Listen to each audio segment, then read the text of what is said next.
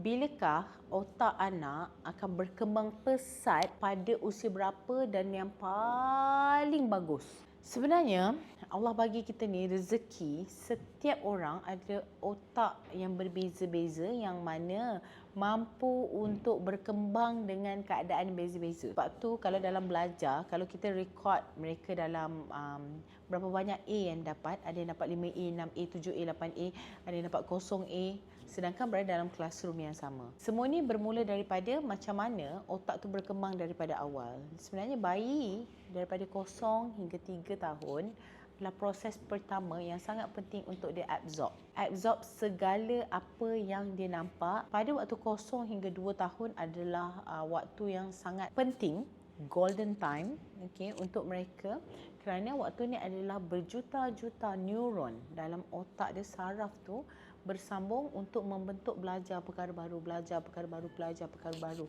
Waktu itulah yang kita kena adakan dengan perkembangan bahasa, kita adakan dengan perkembangan sosial, emosi mereka, kita adakan dengan empati mereka, kita adakan juga dengan kreativiti mereka, linguistik mereka, apa sahaja yang kita nak bentuk di awal usia. Okey, ada perkembangan kognitif untuk mereka berfikir. Waktu tu adalah waktu yang penting untuk mereka berkomunikasi, interaksi, membuat simulasi, tunjuk contoh hands on ke ataupun kasih sayang. Jadi, the most important moment adalah 0 sampai 2 tahun. 2 hingga 4 adalah satu lagi time yang lain. Okey.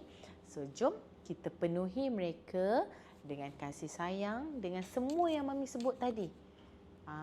Penuhkan dengan buku cerita, penuhkan dengan momen-momen gembira, penuhkan dengan kasih sayang, bentuk mereka dengan perkataan-perkataan yang baik, sifat-sifat tanggungjawab, emosi yang gembira, yang empati, yang rasa belas kasihan.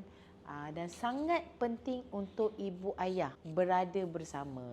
Berada bersama ni maknanya apa? Momen-momen yang waktu dia nak grow tu, kita kena ada buku, nak kena cerita, dia belajar pasal creativity, colours, apa sahaja yang kita buat dan kita concludekan. Habis jaja, I love you. I love you sayang. Okey, insyaAllah. So, neuron tu akan terbentuk dengan pesat dan berkembang dengan baik. Membentuk dia punya bahasa dengan bagus, yang bagus. Membentuk social skill dia sangat bagus. Komunikasi sangat bagus, interaksi sangat bagus. Jom, tanya Mami. Cuba komen.